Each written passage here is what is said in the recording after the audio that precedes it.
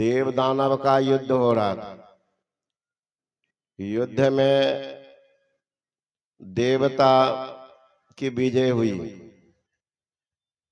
तो अब ये लोग कहा विजय में तो खुशहाली में कुछ भंडारा होना चाहिए, तो भंडारा का आयोजन किया गया।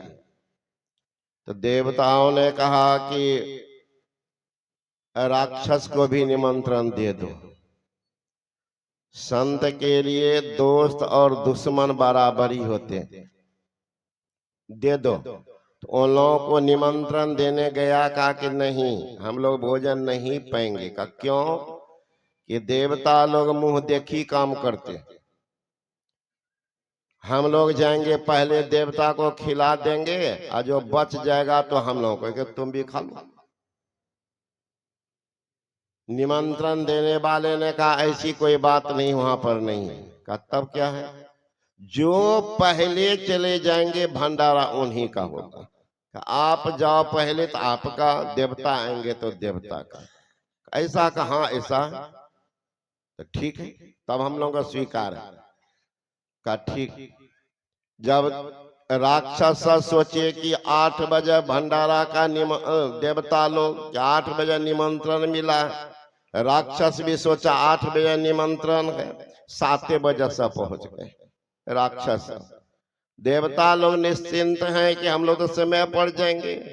समय पर आए तो देखते राक्षस सब पहले से पहुंचे हुए। और नियम है जो पहले पहुंचे उन्हीं का भंडारा।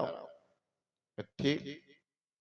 अब पहले वाले भंडारा में कुछ लोग अनाउंस किए कि सुनिए महाराज, भोजन में जरूर बैठिए, लेकिन मेरा एक शर्त है। का वो क्या?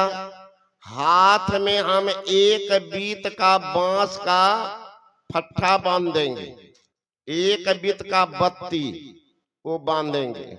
कई राक्षस सब के लिए है कि देवता के लिए का सब के लिए नियम है। का तब कोई बात ही नहीं। राक्षस सबके हाथ में बांध दिया, भोजन सामग्री परोस दी गई।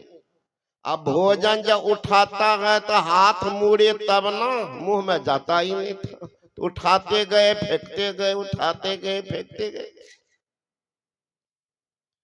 अब देवता लोग कहने लगे आज जाकर महाराज ये काम चलता रहेगा,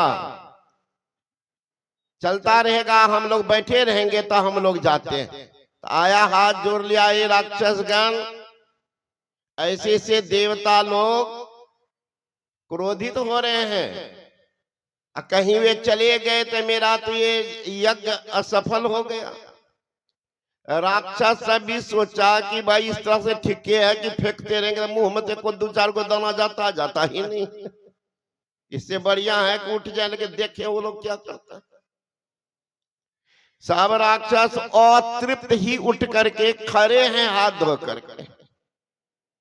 देखे इन लोगों का, तो देवता लोगों को भी बैठाया।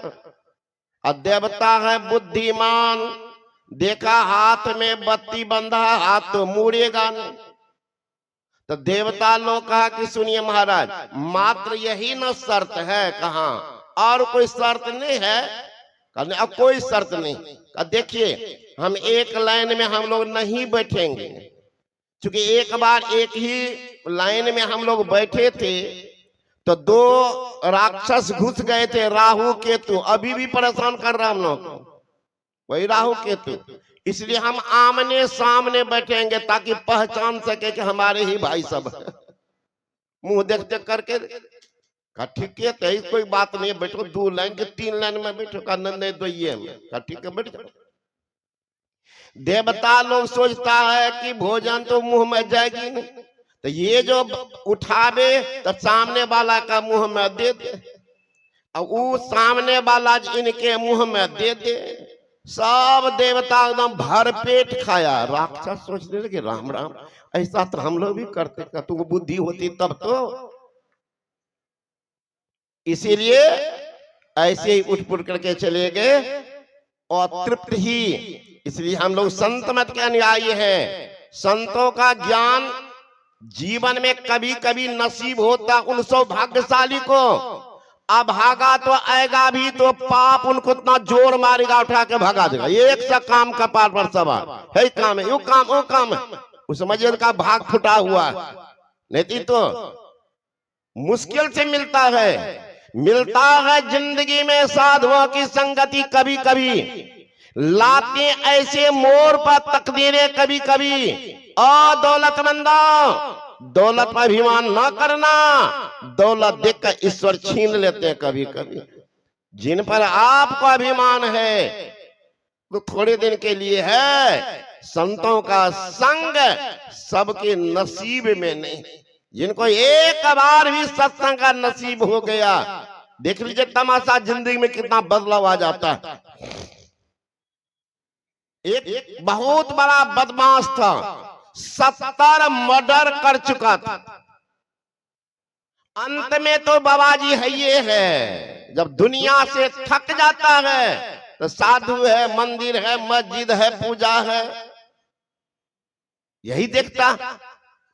अरे भजन गाने से सद्ज्ञान नहीं होता, भजन गाने से सद्ज्ञान नहीं होता, मंदिर जाने से भगवान नहीं मिलता। पत्थर तो इसलिए पूजते हैं लोग, विश्वास के पास इंसान नहीं मिलता। इंसान संत से बढ़कर कौन? गए संत के पास कि बाबा जी इतना पाप कर चुके हैं, मेरा उद्धार होगा?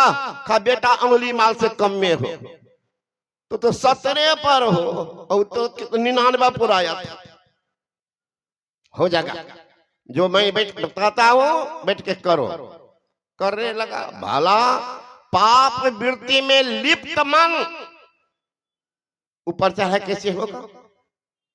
ऊपर जाहिता अंधकार का अंधकार दिखता था।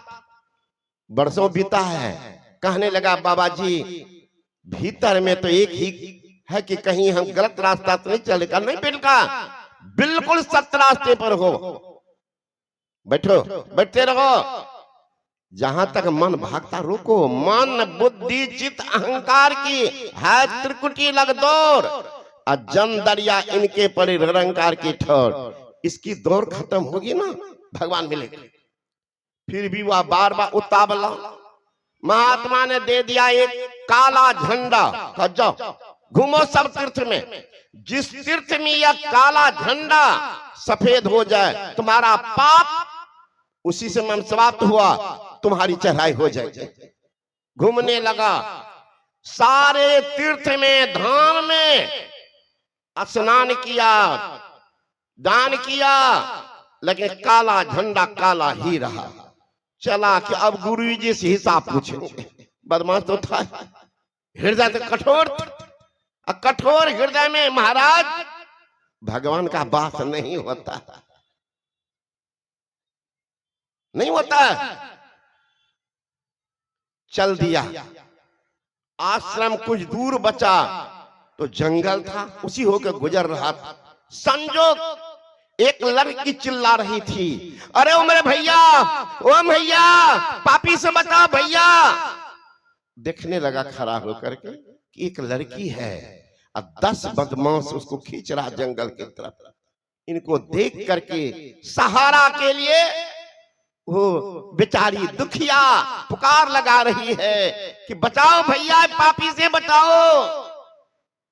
खड़ा होकर सोचने लगा कि 70 मर्डर किए हैं, फिर काला झंडा सफेद, अब और नरक के गर्क में जाएंगे क्या? चिल्ला हम जाएंगे। फिर आगे बढ़ा, फिर आवाज आई, अरे मेरे भैया बचाओ भैया, पापी से बचाओ। खड़ा होकर के सोचने लगा कि नरके जाएंगे तो जाएंगे, लेकिन दुखिया के पुकार को जरूर सुनेंगे, जो होगा देखा जाएगा। इतना कर ही दिए तो कि दुखिया को कौन सुनेगा। और भैया सबसे अभित किया, इससे बढ़कर क्या हो सकता है? भाई बहन का रिश्ता। अरे महाराज, बलि से छोड़ाने के लिए भगवान की पत्नी भी बलि के हाथ में बांध दी थी राखी। उसी दिन से रक्षाबंधन शुरू हुआ, जब वो भी अपने पति को छुड़ाने के लिए उनके सामने जाएगी भैया कह करके। इससे पवित्र क्या रिश्ता होगा? फेंक दिया झंडा, चल दिया। जो ही कहा, ए पापी ये क्या कर रहे हो? एक अबला के साथ कहा, ओ तुम आए हिसाब करने के लिए, चला हथियार लेकर के। ये तो बदमाश था, फुर्ती शरीर में। जो ही आया दो चार को दौड़ करके उछल करके उसके तलवार को छीना और जा करके देने लगा। 10 को कत्ले आम कर दिया, लड़की को स्वतंत्र किया। जो ही आया और काला झंडा उठाया, काला झंडा सफेद हो गया।